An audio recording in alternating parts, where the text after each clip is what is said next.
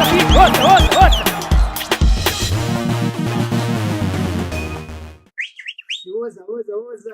Friday. It's Friday. You know what that means. We collect everything that was brushed around. We collect insights, information, and we are loaded. And I got Mikey Morton to take you through Saleng update at with the squad gonna operate against Egypt in Chan. Kaizer Chiefs linked with the midfielder Mikey. Another one. I need Mike Morton to explain why and how could that have worked out. And of course, Mikey dug into some numbers and crunched those numbers to make them make sense for us layman's people. Because Mikey, when I see those numbers, I think banks, and I get worried. So please narrate for us this weekend's big game, Kaizer Chiefs against Sundowns. Interact with us on social media. Mikey, a midfielder from Tanzania, doesn't know the league, but is close to Nabi. What's going on there? Why would Chiefs be even talking to a midfielder?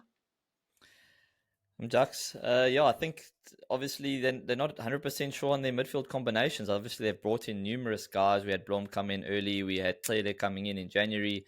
And still not convinced. I don't think they're fulfilling what Nabi's really looking for. And I think the big one is Mart as well, where, he wants to give him the captain's armband. He wants to give him more responsibility, but he hasn't really taken that role and run with it. So it feels to me that they're still in the market for a midfielder. And obviously when names are getting thrown around, then you must know where there's smoke, there's fire. Mikey, yes, you know what? I expected like a maestro midfielder, but you're mentioning Tele, Blom, Mteto. So this is another CM, another DM, another workhorse, it sounds like it's another operator of the middle, not necessarily someone who's going to make things happen somewhere at number 10 or something. Yeah, look, I'd be completely transparent and say I haven't watched him personally, but we have reached out to our sources and try to get a bit of feedback on who he is and what type of play he is. And they say hybrid 8 or 10 type midfielder, box to box, scores lots of goals and loads of assists. So, 15 goal contributions this season in the league, that's serious numbers. So he does have something going forward. So, look, he's probably more of an 8 than a 6. So that is sort of where Mart's been functioning in the last 6 months. So, warning bells there. Mikey, you've been there. When they start signing guys in your position, one maybe you can take, right? When they sign 2 and 3. Yeah, when I was at Supersport first, they brought Yeye. Then we played as a 3-man midfield. I thought I'm okay. Then they brought Cole Alexander. Then I thought, oh no. And then Tebza came through, Tebza Mokwena, and then Sipo Mbule. And then I thought, done deal, let me go. Maybe it's time for Matt too, man, to think about his next contract now. What he's gonna say, because fighting for places might not be ideal at his age as well. But it's a big game, and you want to be playing these type of games a little longer, Mike. It's easy for me to say Matt can make a big decision about his contract, but staying at Chiefs means playing top games. Yeah, look, I think he's still a big part of this team. He obviously still uses him quite regularly. He sees him as one of the few leaders in the team, still wears the armband from time to time. So I'm not saying that he's done it at Chiefs, but I definitely think the fact that Chiefs are still in the market for a midfielder means that Nabi's not completely happy with what he has. But as we've seen in this news story that just broke now, is that this guy that they're interested in actually just signed a new contract as well, which, it's warnings, it's signals that maybe Chiefs are still not getting their business over the line, because if you're really interested in a player that's got 6 months left on his contract, you sign him on that pre-contract and then you have no issues. Yeah. The fact that he's gone in and signed a new deal means that they haven't got their business in line if they were really serious about this guy. Meanwhile, Sundowns got Adams and Reyners over the line within a week. They were at the airport without any clothes and just, an overnight bag. And they're playing them this weekend. So it's a finished product versus project, it would seem. Yeah, project versus definitely a polished, finished article. And I think when Sundowns comes knocking and they're interested in some of your players, it's just a simple give me your account details. And on Monday, there's the straight into the account. No deposits, no 50% up front. Straight into the account. No worries. So there's never any issues. Stick around. Stick around, people. I've still got Mike here to talk about his favorite Mapagania superstar, Saleng, giving us an update. He's the Chan answered the call, the national call. Mikey's also got some numbers to dissect, giving Chiefs fans hope that there's something for them in that match against Sundowns. A little bit of hope as based on data. We'll come back after this. Golden liquid pouring, gold splashing, gold swirling, waves of gold foaming, cut to reveal more gold. It's easy to make a beer that looks gold, but to make a beer that wins gold, that's a different story. Carling Black Label, Africa's most awarded beer. What was that? SoccerBeat. We're out here still. I'm still hanging out with Mikey Morton. Duracell, they called him, eh? So, when they start signing players, you start to look at your contract and say, how long do I have? Martin trouble there at Kaizer Chiefs. Mikey, big game, Sundowns, Kaizer Chiefs. We've heard everything that is to hear. Who's expected to shine? Who's expected to do what? And I'm looking forward to you digging into those stats. But of course, the big story, Saleng, we've done a lot on that story. Mikey, called up for Chan, hasn't been playing at Pirates, hasn't been training consistently at Pirates, answers the first call outside of Pirates. What does that say about the standoff? Saleng wants to be away and play his football away, clearly, from Pirates. That's what it looks like to many. Do you see the same thing? Yeah, I mean, I'm really surprised that he turned up and Pirates released him. I don't know if they did release him, if there's been any communication there. The fact that he's turned up and Pirates have not pulled him from the squad, I'm surprised. They didn't have to let him go. I mean, he hasn't been at training and now he's at the national team. It's a strange situation. So I'm very surprised he's there. I suppose good signs from the point of view that he's still fighting fit and he can still train and do the business means that in the time off he's been training and everything. So that's good news, I suppose.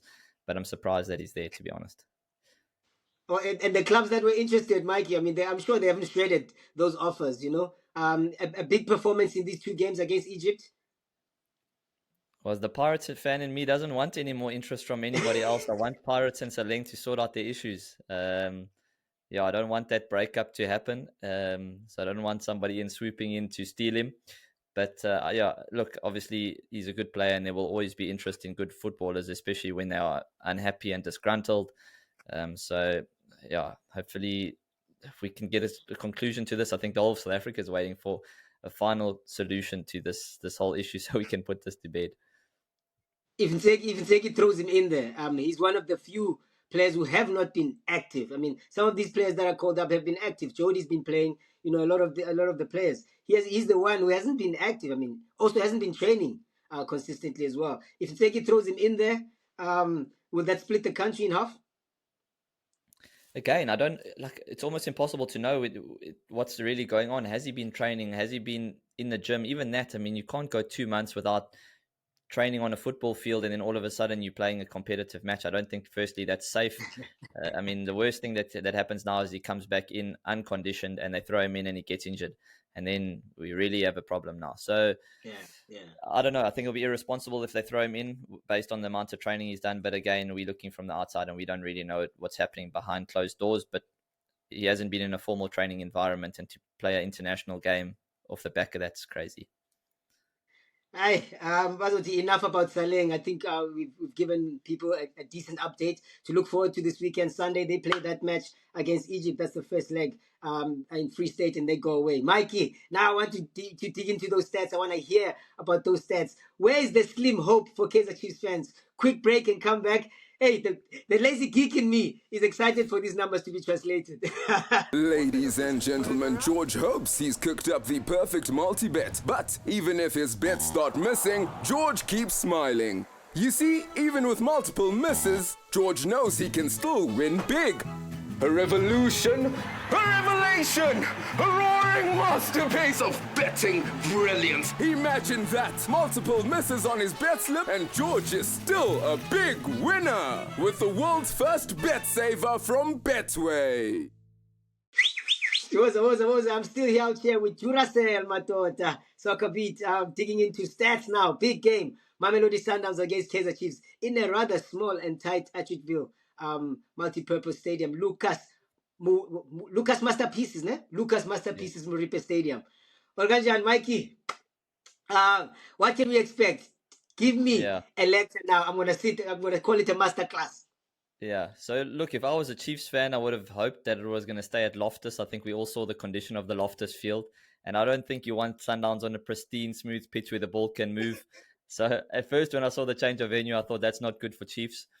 You don't want Sundowns on a surface where the ball can move quickly. We know they, in all their games, have 66% possession, shows that they dominate the ball. In their last 10 games, they've won 8, drawn 2. So this is a type of form that this team is in. So before I give Chiefs fans a slight glimmer of hope, I'm going to have to tell them what they're dealing with first. And Cardoso Ball, the fastest team to reach 50 points in only 19 games. That's the fastest in the PSL era. Then you got the first team to score 4 goals 4 times in a month. The first team to score more than 16 goals in a month. They've now scored 5. They've now scored 4 goals 5 times this season. The record of that for that is 7 games. So if they do that 2 more times, they will match Gavin Hunt's Hellenic team. So they do that 3 more times, they become the outright leader. So this is the type of machine and attacking threat that you're dealing with. And yeah, if I was playing against Sundowns this weekend, I'd be having sleepless nights. Yeah, so it's a daunting task. You'd be eating your veggies, Mike. Yeah, so I don't want to create false hope here, but we do know that this Sundowns team is an absolute machine, but they are not flawless. So if we look at, and this is some of the hope that we can give Chiefs fans looking at Sundowns, is that because they're such an attacking threat and because it looks like Cardoso has opened them up quite a bit now, they are conceding a lot more goals. So, or giving chances. Yeah, they're definitely giving chances, but they're also conceding goals. And I think that's got a lot to do with the fact that their goalkeepers are in and out. I think Dennis is suspended. Ronwin is still injured. So there's a lot going on at the back there. Jody obviously hasn't played for a very long time. Has had come in now and been a little bit shaky. So if we look at their defensive record, Sundowns, 11 in 19 is the worst defense at this stage in the last 5 years for Sundowns. So they've basically been just outscoring the opponents. Exactly. So I mean, when you score 4, you can afford to concede 2 or 3. You know, so they have been leaky at the back, especially over the last couple games. They've no clean sheets in the last 5, which is their worst run in 5 years, and 0 clean sheets in 6 games would be their worst run in 10 years. So we can see that they're not a team that is perfect at the back, that don't concede chances. They do concede chances, and the fact that they've got new goalkeepers now as well, I think it's just a little bit unstable. So I think their last 2 goals that they conceded against Sekokuna and TS Galaxy both came from rebounds as well. So again, the keeper making a save but palming it out and the team's finishing. So there's a lot going on there. They're not flawless. They are an attacking machine. The front 3 of Peter, of Ribeiro, of Reyners is just unbelievable, and it's an incredible threat. But I do think that if somehow Chiefs can manage to handle that front 3, they can create chances and score goals. So it's almost an impossible task to stop them from scoring. But if you can, you can score. You can score against the Sundowns team. That's where, Mike, I have to hold you and say, you saying stop. You didn't give me the how. Give me the how, because clearly there's a problem of stopping these guys from outscoring you. Yeah, so I think the main way you can stop the Sundowns team is mainly in the press. So what we see is that a lot of their play is through the goalkeeper and through their midfield zone. So if you can manage to stop their initial build-up play and stop them feeding it into their strikers, because once they get it into that front 3, you have a lot of trouble. But if you can break them up, a lot of the 2 goals they conceded recently were from their build-up play, Allende losing the ball in the build-up play. You've got to catch them on the ball. And obviously with Ronwin, who's one of the best build-up goalkeepers in the country, now they've got a different goalkeeper here. They still want to play the same style. Jody's not as comfortable in that build-up. I think if I was Chiefs, I'd be targeting that press, trying to win the ball off their back 4, off their first pass into the midfielders, and that's where you get your chance to score. So that's, if I was Chiefs, I'd be playing a mid-block, trying to catch them in their build-up and score on the counter-press. Yeah, if you need an assistant, a third assistant, then Nabi. Doesn't speak French, but knows his numbers well. I'll speak the English when we win. Thank you, Mikey. Thank you for watching. Looking forward to another Friday. Enjoy the weekend. May the best team win. SoccerBeat,